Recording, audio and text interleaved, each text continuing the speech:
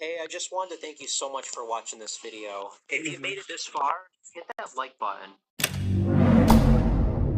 Subscribe button for more content. We're gonna make a good video series as until the last hour.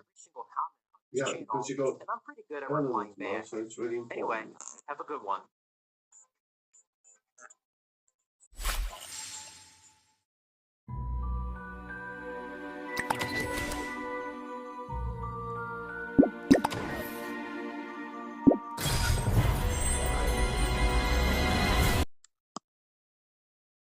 A lot of the earlier NES games, especially unlicensed that no longer exist. It's unclear who has the rights to them now, which means they're now basically dead.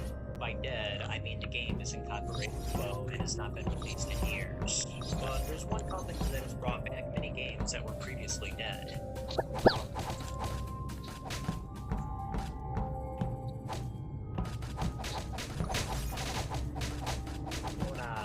It's Discord server, discord.clojure.net. Awesome. Alright, let's talk about interactive.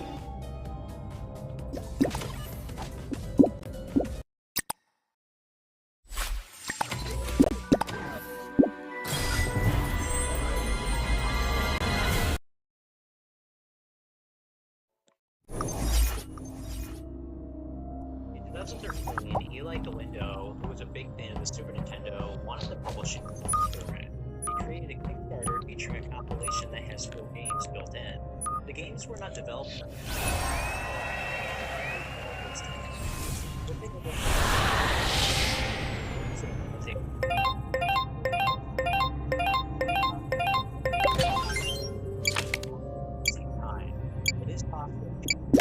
Let time be my witness, and justice be guided by cause and effect.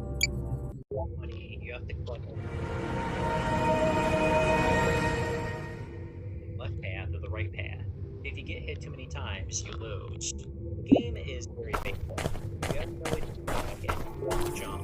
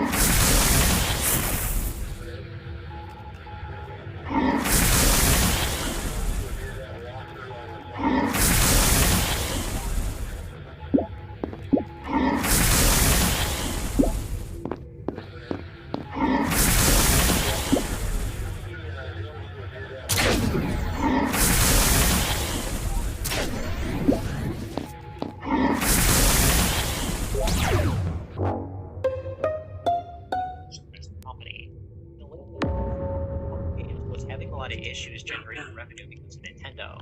To get around their strict policies, Color Dreams rebranded as Wisdom Tree and began releasing Christian-themed games. While they stopped making games in 1995, the company continued to exist years later. Pico Interactive partnered with Wisdom Tree to make their upcoming games possible.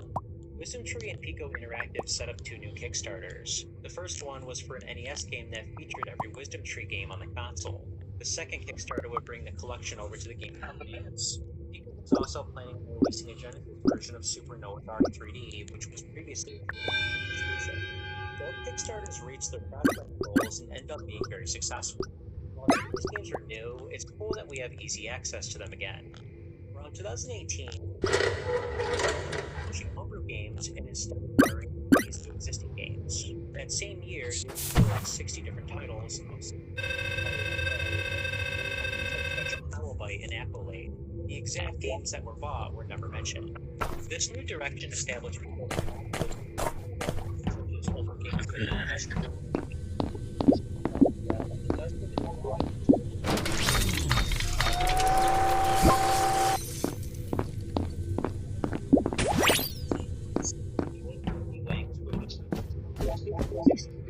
scored on finally dollars got it within hours. This game was previously released on the Super Nintendo, but only in the US. There were plans for a Genesis version, but Pico Interactive's plan was to finally release the Genesis version along with an NES version developed by Pico themselves. The original goal was $50,000, but it managed to raise Pico Interactive was varied in gameplay. We have platformers, puzzle games, racing games, RPGs, and more. It seemed like the games were acquired completely at random. But here's the big question. Are any of these games worth it? Let's take a look at a few. Here's 8 Eyes on the NES. It's a Castlevania clone.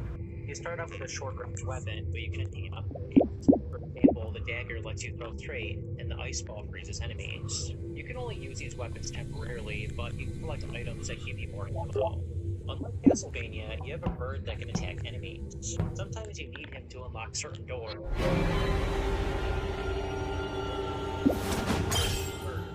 The controller. Boom! It works! You have no way to control him without any moves in.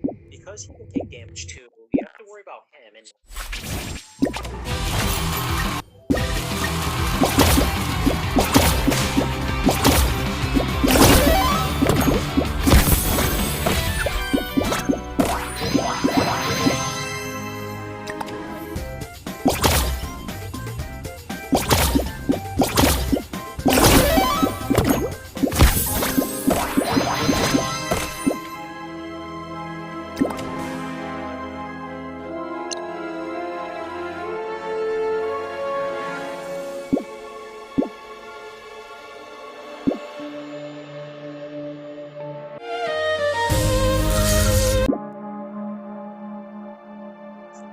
Swedish company.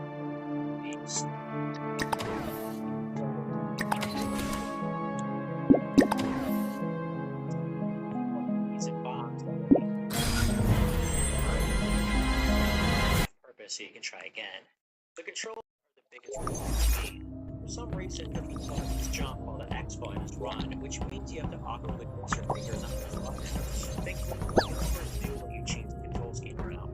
The biggest problem is the bomb. Instead of your character just dropping it in place, he throws it, which means you might miss. In some levels, there's barely any room to throw the bomb.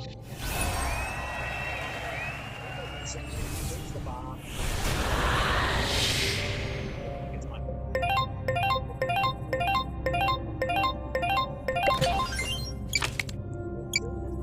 because I was not able to progress. Here stands the third son of Li Jing, the commander-in-chief of Chengtang Guan. The name is Naja. Here's a middleman. Your mission is to find the key and then look for the exit. Some areas require you to leave the robot.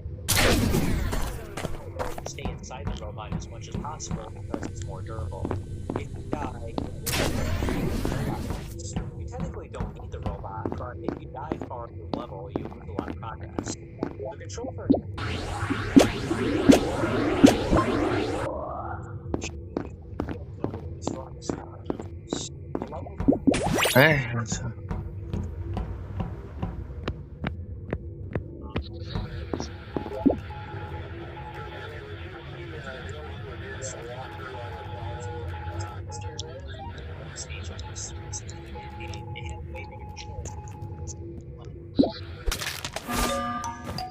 This game was developed by Sculptured Software. It acquired their properties many years later, which is why it was re-release. Power Punch 2 on the NES has an interesting history. The game originally featured Mike Tyson and was going to be an official sequel to Punch-Out! It's also rumored that Nintendo was involved in the development of the game, but that was never confirmed. Unfortunately, the final game replaced Tyson with a fictional boxer named Mark Tyler. The premise is that Mark is the undefeated boxing champion of the world, so he begins fighting opponents on next. Unfortunately, Power Punch 2 does not live up to Punch. In that game, know what your weaknesses were. The characters are also goofy. Ooh. I'm on Saturday. The controls are somewhat similar, but it's nothing more than a button masher. The characters are unmemorable, and there aren't any lines in between the rounds. This is a very lousy game. Power Punch 2 was originally developed by Beat Software. Pico acquired their games in 2018. Here's Tinhead on the Genesis. It's a basic platformer where you just have to find the exit. Your main attack is a projectile weapon that you can shoot in multiple directions. You can take up to 5 hits before you die, and there's plenty of health upgrades. Each world is divided into 3 parts, and then you fight a boss. I do have to compliment the graphics, they're very nice and colorful. The controls could be a little better though. To change the direction of where your character shoots, you press the A button. The icon above will tell you what direction you're currently aiming towards. Why not just aim with the D-pad like in other games? The jumping could also be better. Your character slows down drastically when falling from a jump. Some platforms are just barely out of reach, so you have to keep trying again and again. Despite that, it's still a very enjoyable game and definitely worth playing. Tinhead was originally developed by Microprose, which was acquired by Pico Interactive in 2018. A majority of the games that Pico accumulated were licensed, but there's a few unlicensed ones. Here's Mermaids of Atlantis. It's a falling blocks puzzle game where you must line up the same colors in a row to make them disappear. There's a few game variations like Endless Mode where you play until you lose. There's also a mode where you have to pop the bubble that's marked with a letter. For an unlicensed game, this feels professionally made. The graphics are nice and colorful, and this doesn't look or play a whole lot different from Tetris on the NES. That's a big accomplishment. It also has more features than that game, like 2-player co-op. Pico even managed to secure the rights to a bootleg game. Here's Squirrel King. It's a platformer that's based off Chip and Dale on the NES. There's boxes throughout the level, some of which contain special items. Your main way of attacking is by throwing boxes at enemies, but you can also use fireballs. Be careful though, because the fireballs are only temporary. The game is in a similar style as the NES version, where the screen only moves horizontally and vertically. The music is great, but stolen from other games.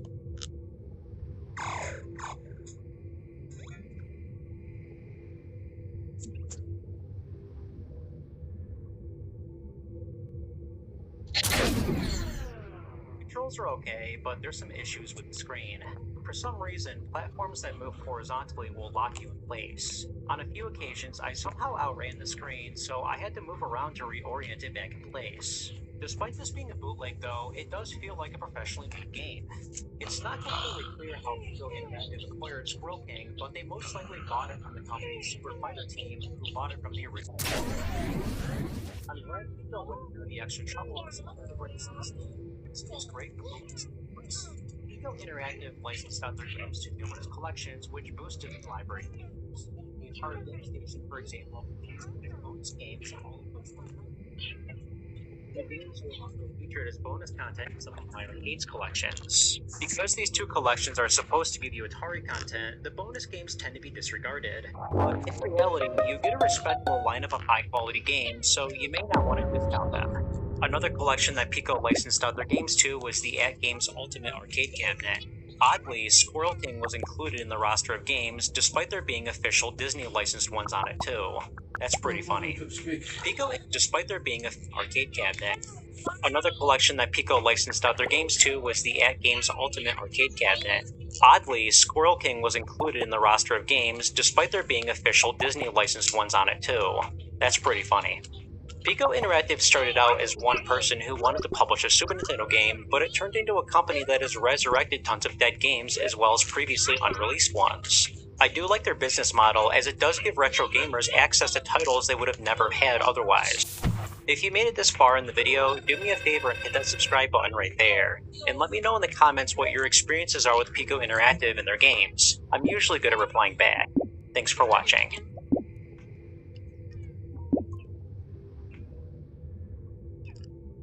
Tim the Double Day. Romeo.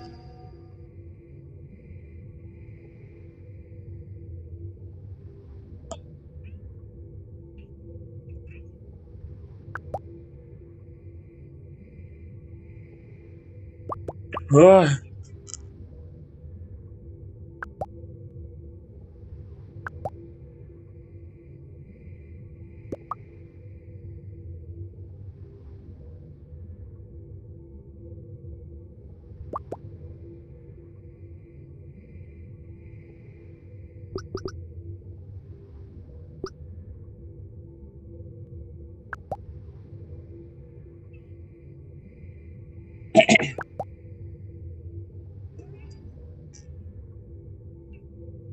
Yeah.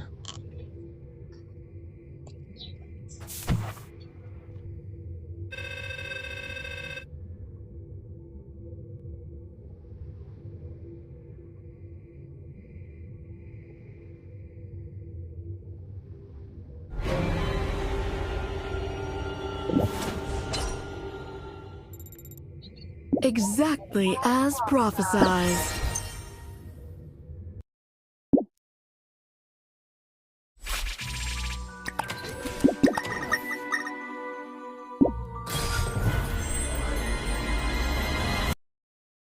I'm watching in the video.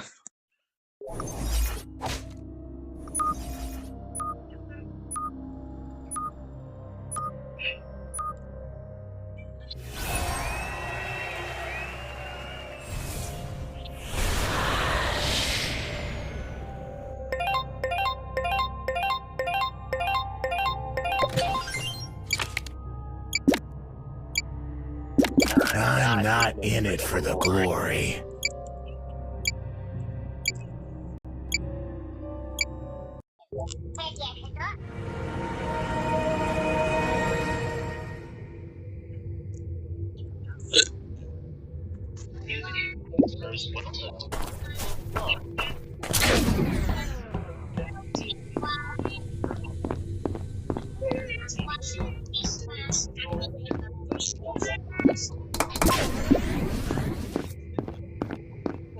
Exactly what its creator, Toru Iwatani, it brought within it. Everyone loved it. They spent big money. Especially on brought in more than 1 million quarters. Makers knew that an Hold on. so Atari fought hard to land exclusive licensing rights to make Pac-Man on home consoles. By October of 1981, they had committed over $1.5 million to the project. But with their success, there will be imitators. Pac-Man was no exception. A few Pac-Man knockoffs caused Atari as much grief as a light-hearted maze chase game for the Magnavox Odyssey 2. The game looked like Pac-Man. It played like Pac-Man, but it wasn't technically Pac-Man. They called it KC Munchkin, and, to add insult to injury, it hit the retail market a year before Atari's official Pac-Man game hit store shelves. KC Munchkin cut into Atari's profits, but Atari wasn't going to take it lying down. On this episode of The Game Historian, we'll examine a groundbreaking legal battle that once set the tone for how copyright. Let's take a look.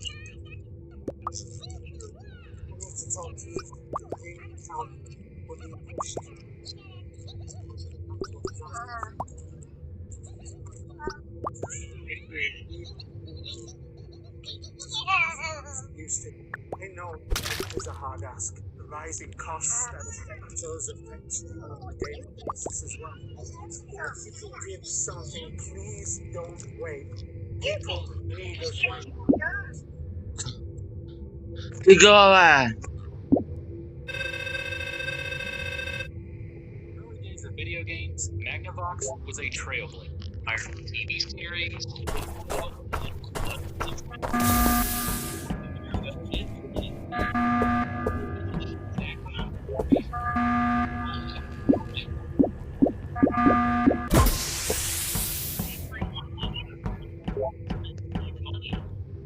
Pac-Man arcade started more than 1 million orders. Game makers knew that an at-home version would probably make a killing.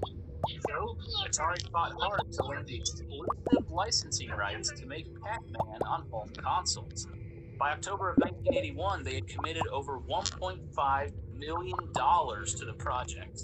But with their success, there will be imitators, and Pac-Man was no exception. But few Pac-Man knockoffs caused Atari as much grief as a light-hearted maze chase game for the Magnavox Odyssey 2. The game looked like Pac-Man, played like Pac-Man, but it wasn't technically Pac-Man. They called it KC Munchkin. To add I have to wait.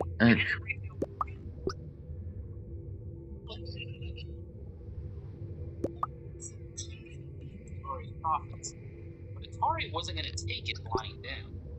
On this episode of The Gaming Historian, we'll examine a groundbreaking legal battle that helps set the tone for how copyright law applies to video games. Let's take a look. In the early days of video games, Magnavox was a trailblazer. In 1972, they released the very first home video game console, the Magnavox Odyssey. It was innovative and exciting, but in just a few years, they lost their footing.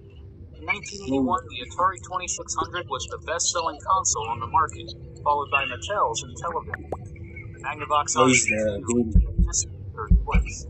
They'd gone from pioneers to down-and-out underdogs, and they needed a win. It all started above board. Ed Everett, who was an independent contractor for Magnavox, was asked to work on a version of Pac-Man for the Magnavox Odyssey 2. Meanwhile, behind the Magnavox parents, but when Phillips reached out to play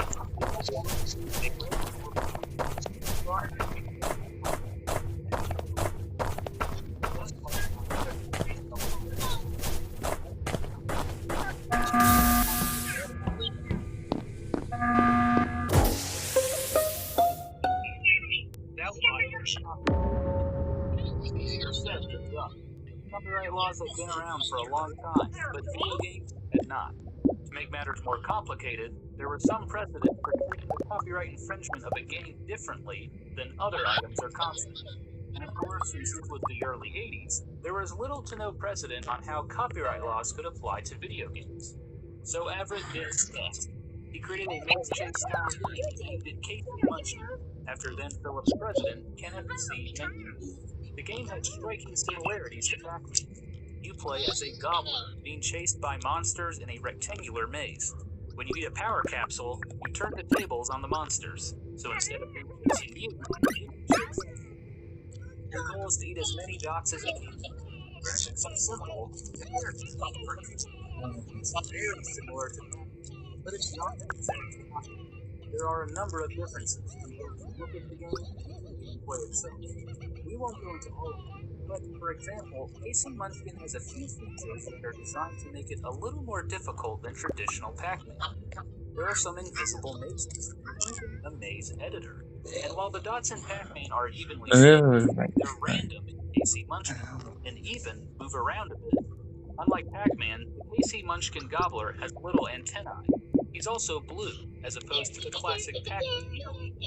Casey Munchkin hit the market in 1981, just 1 year after Pac-Man arcades left the nation. It became the Magnavox Odyssey 4's best-selling game of all time. Some people even buy the to play the games. Phillips was thrilled, but they were also a little nervous. After all, Atari was notoriously a lot of common resources. Gun idea.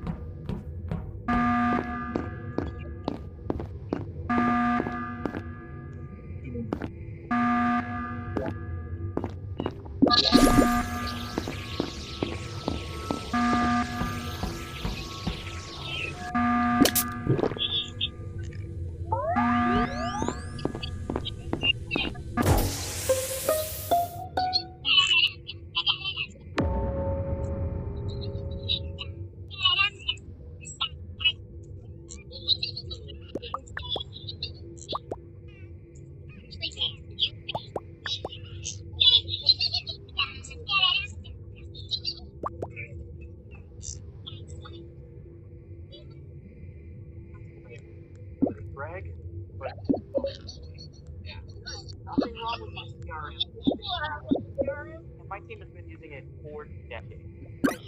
Stay with an old CRM. Here. Oh, go, Greg. But isn't switching CRM a nightmare? I have to rebuild all my work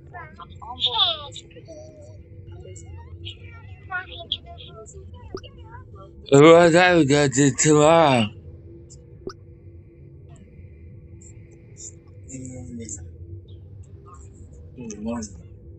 A ball.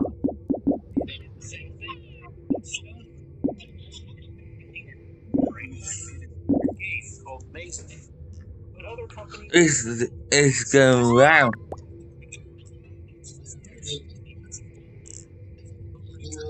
I don't think Jawbreaker is Atari's work tells me it's a ripoff. I'll gladly take it off the market. So Atari tried to call his bluff.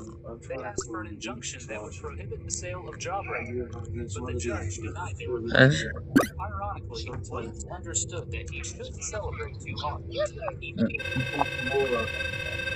This opens the door to what happened here.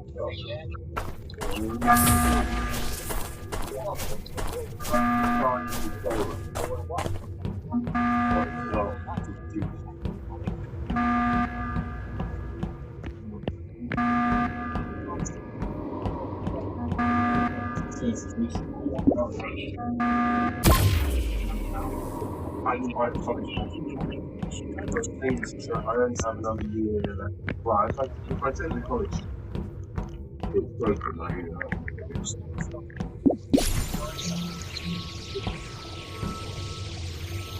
And also, the college students say, oh, you're going to go out and buy it, and that's cool.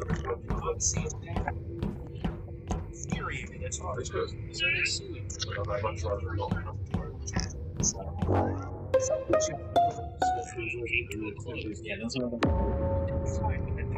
Ele deu mudar de traction, isso não. I checked out the whole this only if I get another one, I'll get on, which is a terabyte. The court focused on the fact So that they the don't really release of do. PC Munchkin didn't I wouldn't count want to swap exactly the its disc. code or circuit. The court was impressed by the Oh, I difference don't do between that. the two games. Because Part of code delivered they're just like face colors of the character. but I've already backed it up. gaming is gonna reround.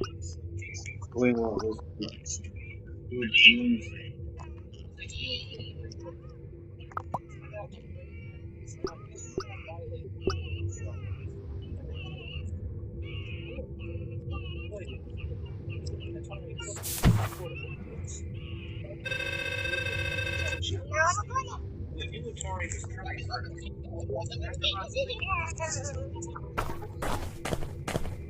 But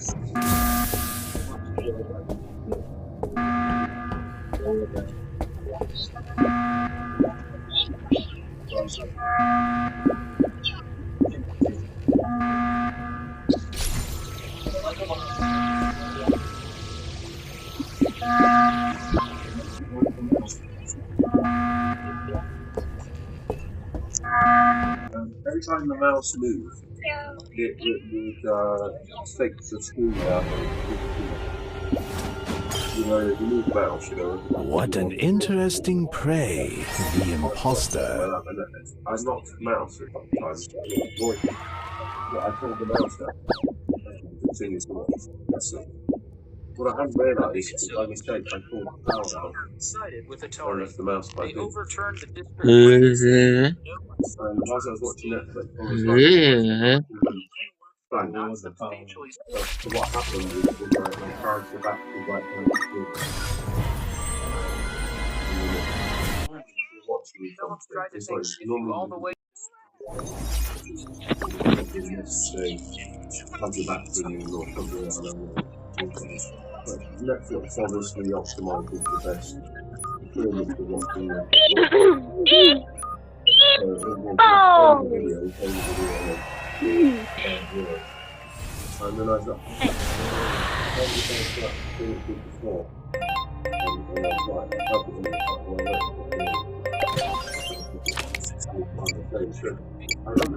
Transcends the light, sever the darkness.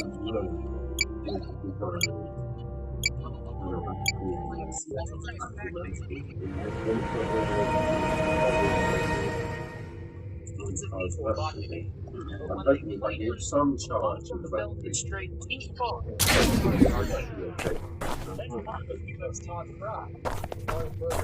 And then swap that back. Instead of the cartridge from the arcade version, it felt strongly like Pac-Man which made it significantly into the game's little attack games with 4 graphics and controls.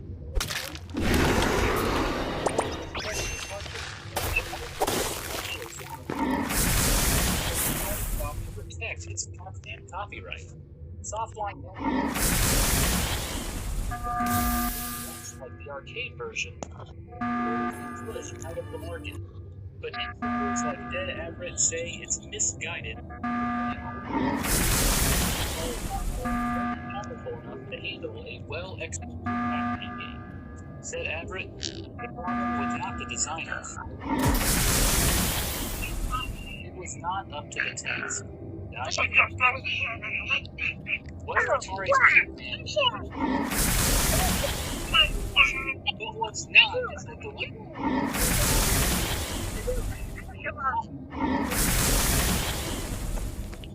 It's also worth mentioning that PC Munchkin was pulled from Netflix say that character resurfaced.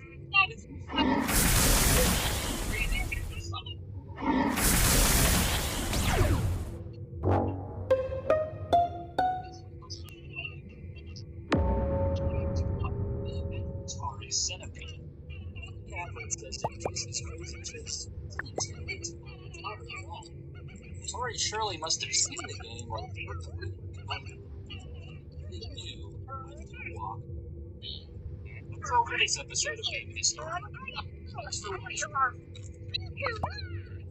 Elements of the story is divided in half by speaking out.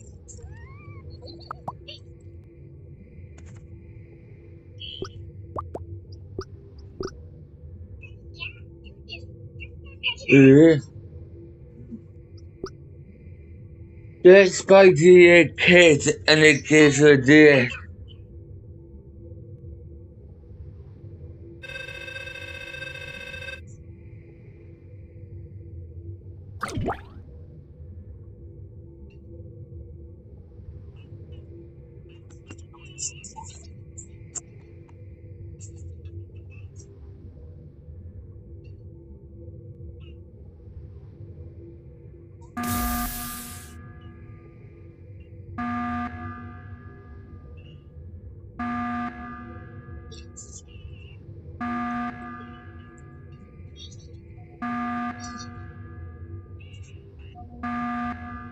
When you think of the most expensive video games,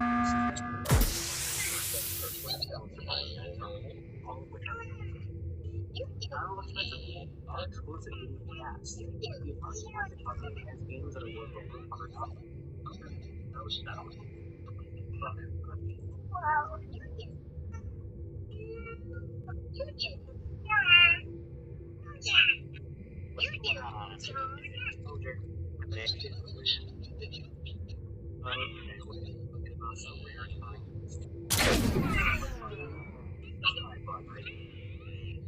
Amazing community Discord server. If you want to be a part of it, Discord, soldiers on that. Alright.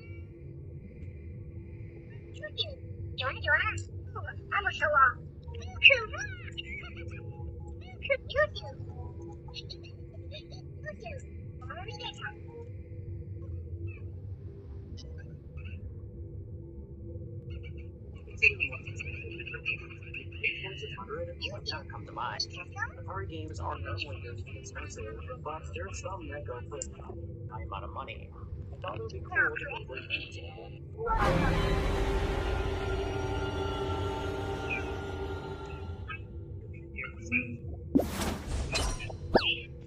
The odds are always in my favor! I'll chase the Chuckway again.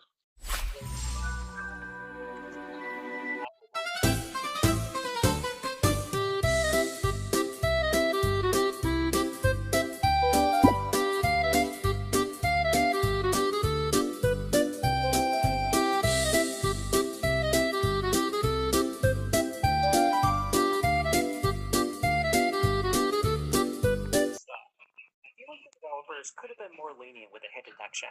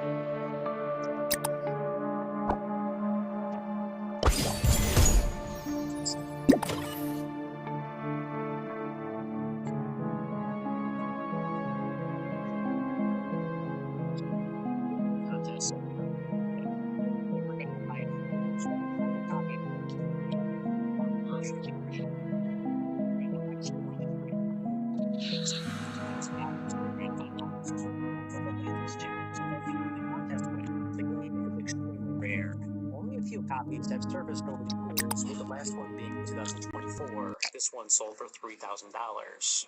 While the history behind it is interesting, the game itself is nothing special. It's literally just a ROM hack of the original game with no graphical changes whatsoever.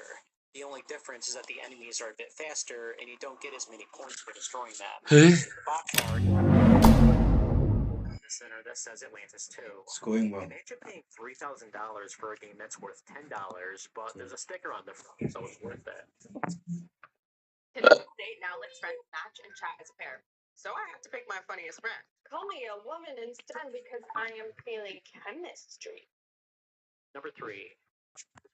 In 1982, the Coca-Cola Company commissioned Atari to develop a game for them.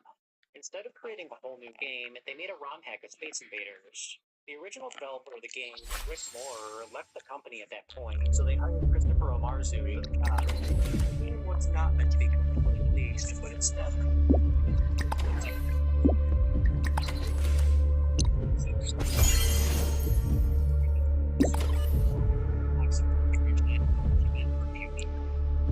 and box art this is. It's almost completely white. It's basically Space Invaders, but with more each. And the time for that, waste on the plot. Things have obviously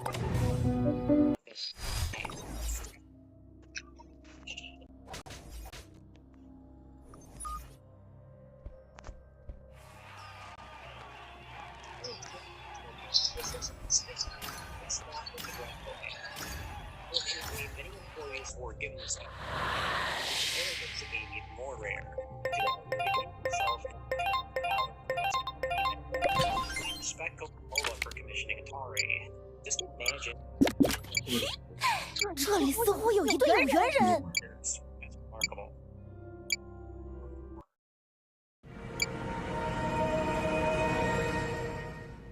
It's ROM saves, but this will change in there. Switching, which essentially doubled the amount of ROM space. But even then, 8 kilobytes was a very strict limitation. Some people began exploring as voices in video games.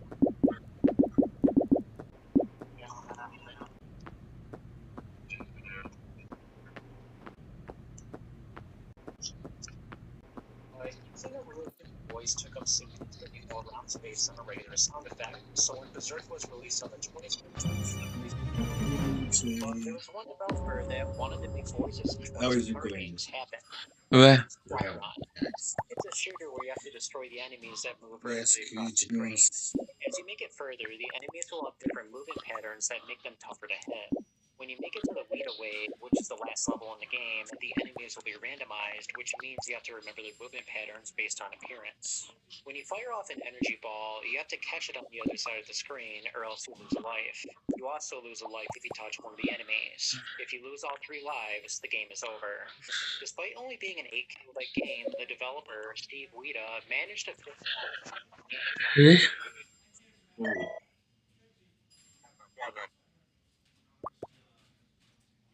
In between stages, the voice will get higher pitched and faster.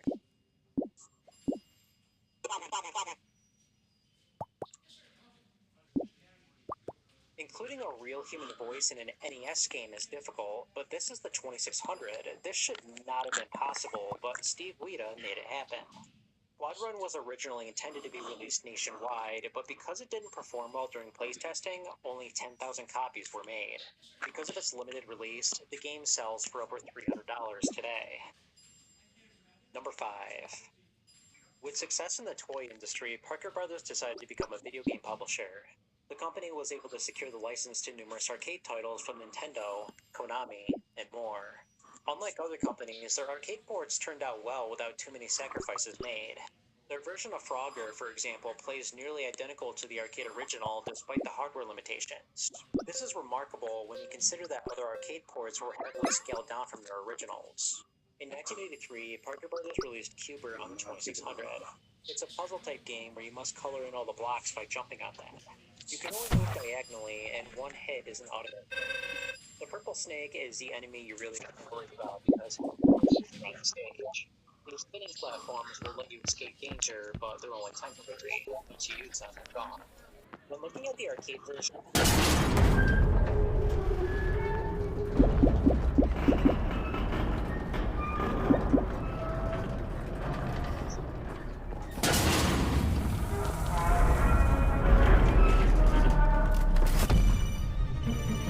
considering this is only a 4 kilobyte cartridge, I'm impressed with how this turned out. You can find the game for less than $10 on eBay, but that's not at all the case with the sequel. Cubert's Cubes was originally an arcade game. The object of the game is to rotate each cube so that it looks exactly like the one on top left. Whichever way you jump off the cube is the direction it will rotate in. If you successfully match the color placement of the cube on the top left, it will turn green. When you make an entire row of cubes green, you win the round. In the later stages, you have to complete more than one row. The game can get very confusing because you may not know what direction to turn the cubes. When there's enemies on the screen, you might inadvertently turn a cube the wrong way simply because you're trying to get out of the way. The snakes, once again, are the toughest enemies because they follow you. The 2600 version was scaled down quite a bit. The levels are smaller because they couldn't fit as many cubes on the screen. The cubes also don't have a rotation animation, which makes it more confusing. If you've never played the arcade version, you might have no idea what's going on.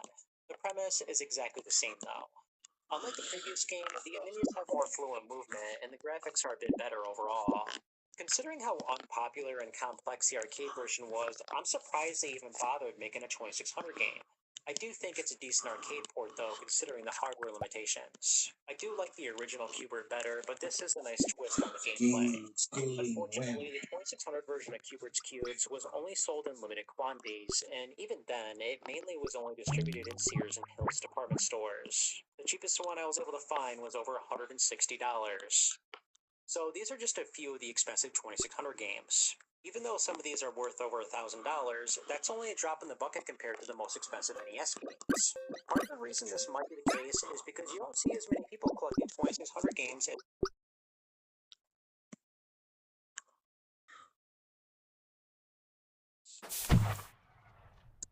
you do NES games. The price can only be as high as what someone is willing to pay for it.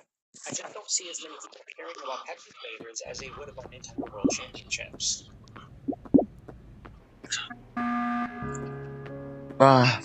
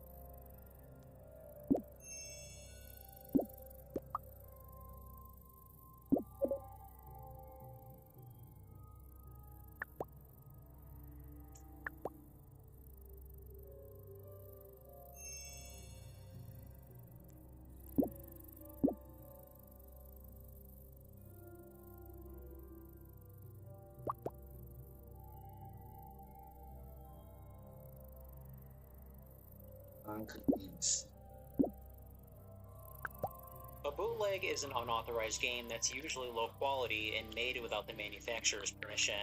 Your first thought might be the NES, which had tons of them, but the company, Open Corporation, was unique because they made bootlegs Is it out the of English nonsense version? too. Are the Oh, games it's the Chinese one. or are they crap like all the others? Let's take a look. Joseph.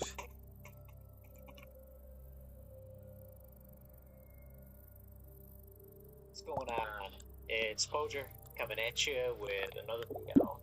Alright, if you want to join me, Messin, Mr. Glacia, Joey the Gamer, Big Gabby, Final Effin' Fantasy, just go to discord.poacher.net. Alright, we're gonna waste no time. We're gonna get right to Open Corporation.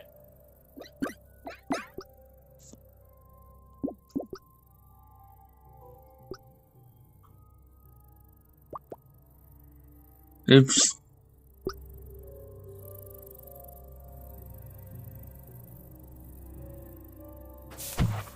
Familiar with the term unlicensed game. This is when a game is published without the permission of the console manufacturer. For example, the company Tengen published many NES games behind Nintendo's ban. Nintendo didn't like it, but here's another. 伟大的爱情再次创造了奇迹。 Games, on the other hand, usually feature stolen properties that make them illegal. This is why we call them bootlegs and not just unlicensed games. For example, Hummer Team made their own NES port of Super Mario World. While it's an impressive translation of the original game, it was obviously not authorized by Nintendo.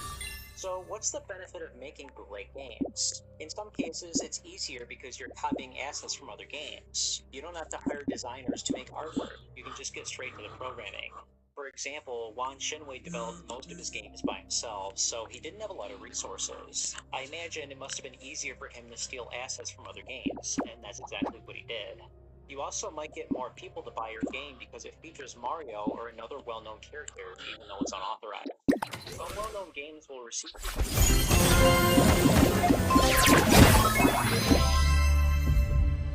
no NES version of that game otherwise.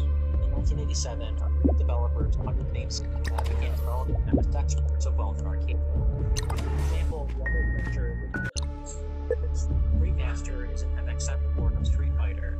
Of course, none of these games were authorized by their original companies, which is why they became bootlegs. But these games never appeared on the MSX legitimately, so the company might have generated a decent amount of revenue this way. Some developers from Lumina left and created their own company called Corporation.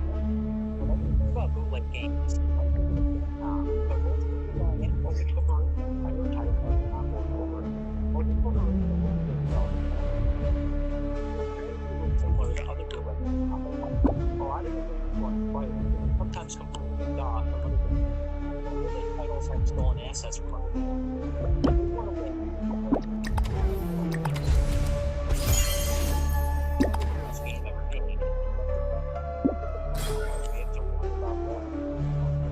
You have to constantly improve or else you'll help one. You also got one player how much you want to pay for the dinosaur. The game is a plan from Flying 2, but it's differences. You only start off with weapons with an unusual ability. Also numerous weapons you can collect, not just the hammer. We have got to the point where literally anybody can build a fully working app without knowing how to code. This is Base 44. This is the first look. Unfortunately, this is one of the worst Adventure Island clones I've ever played. The scrolling is choppy, almost like an SG-1000 game. This makes it difficult to platform because you don't have as many frames to time jumps. There's also no menu screen where you can deposit items with your dinosaurs. The original Adventure Island 2 keeps track of how many items you had, which was a nice feature, but this version did away with that. I would be because you don't commonly see Adventure Island 2 here, but unfortunately, this was a really loud iteration. It's a poor man's Tengen. 真相永远只有一个。 You can switch characters at a certain point, but there's only 2 characters in the game. Your only way of attacking enemies is by jumping and drop a key. Unlike Tiny Toon Adventures, you can't run, and the screen only moves horizontally. While others are ripped off from Tiny Toon Adventures. The controls are terrible. Not able to change directions mid-air, although you can make a complete stop. Your character moves very robotically without any momentum whatsoever. There's only 2 characters in the game, but only one with an ability. One mouse can float in the air, while the other doesn't have any abilities. Why would you even bother playing as the other mouse? While this is dumb, I partially blame Tiny Toon Adventures on the NES for this. In that game, Buster doesn't have any abilities while the other characters do. The game is way too short. The stages can be beaten very quickly, and there's only 7 of them total. You could easily beat this game in less than 20 minutes, only to see a very lame ending. To give some credit, the scrolling is way more fluent than Adventure Kid. Overall, this would be more playable if it weren't for the bad controls. Here's Power Block. It's a breakout clone, but flipped over on its side. Your goal is to destroy the enemy or object in the center. Once you do, the level is completed and you fight a boss. I actually like that you're not required to clear the board. In most breakout games, it's so difficult to get that last piece. Like in Arkanoid, there's various upgrades you can collect, like 3 lives and a projectile weapon. The graphics are nice and colorful, and the stages have a lot of variety. I respect that the stages all have backgrounds instead of just a solid color. There's a few minor nitpicks I have, though. Some of the stages have objects that are way too close to your paddle, and they're hard to hit without losing the ball. One of the quote-unquote upgrades makes you redo the stage, which is incredibly annoying. There's also a lot of boss. All things considered, this is actually a decent game. They took the breakout formula and 哦， let's try Total Holy World well. 3. It's a Mario-style platformer where you just have to walk to the right. You can take 3 hits before you die, but you're able to collect parts which replenish your health. You have a short-range hammer which you can attack enemies with. At the end of each world, you fight a boss. The game is not overly difficult, but can be challenging at times. There's no checkpoints, so if you die, you always start at the beginning of the stage. If you get a game over, you always start at the beginning of the world. 喜欢哥哥大哪吒吗？喜欢吗？喜欢太喜欢了，我还在骂。 Speaking of the graphics, while they do look great, most of the sprites and tiles are stolen from other games. The music is some of the worst I've heard on the Master System.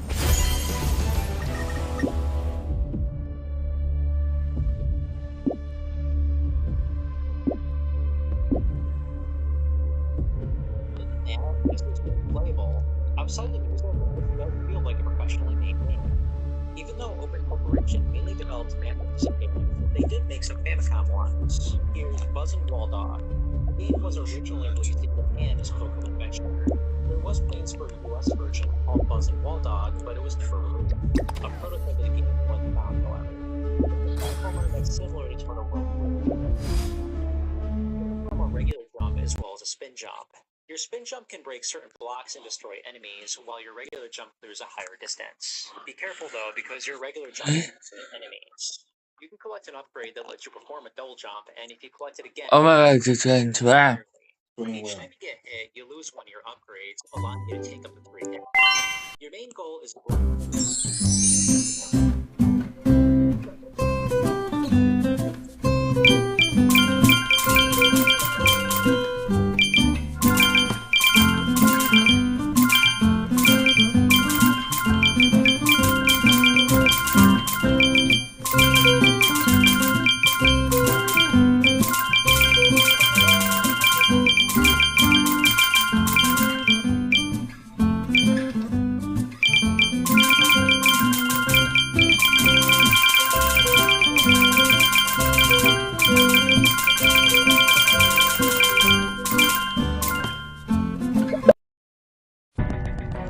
I played this game for 3 days and won $50.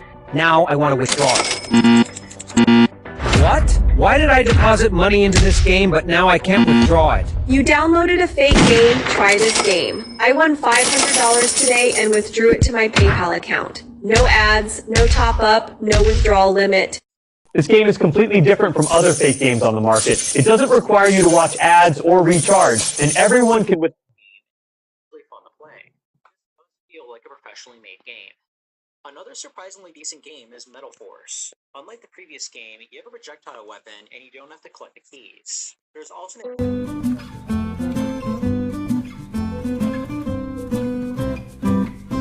lives. This will get you a date in just 15 seconds. Did you know all the single girls in your area are using this app to meet guys? Well, now you do. And the best part, you can start meeting real women for free as soon as you finish watching this video. So what are you waiting for? Download the app now, and you'll thank me later. Bye.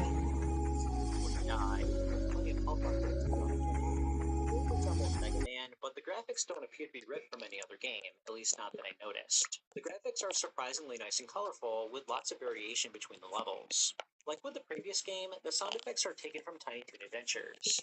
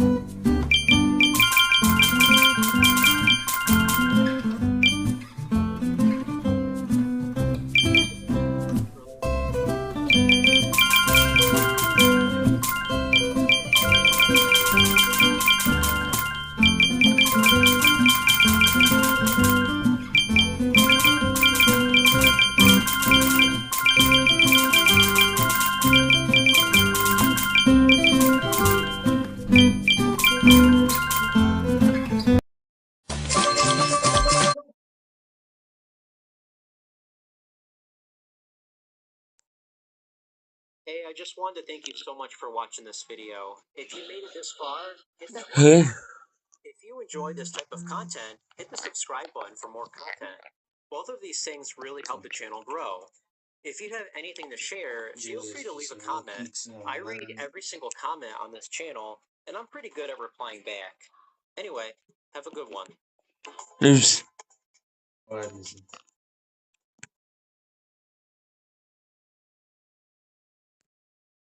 Build a website you love with Wix, where your words create your brand, your opportunity, your breakthrough. Wix.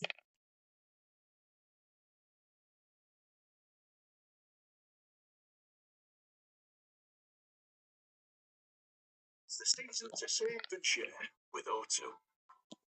Get a Google Pixel 10 Pro and save up to £804 and click the Pixel Watch 3 on us. Plus, find unforgettable shared experiences on priority. O2, essential for living.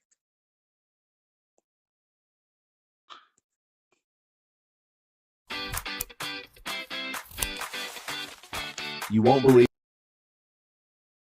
Arcade games were being ported over to home consoles as early as the Atari 2600.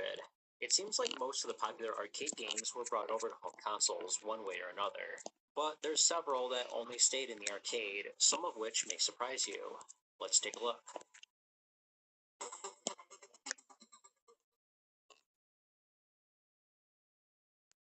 What's going on? It's Poacher coming at you with another video. Alright, if you want to join me, Joey the Gamer, Sky, BlueMSX, Odds John, just go to discord.poacher.net. Alright, we're not going to waste any time. Let's talk about some arcade exclusives.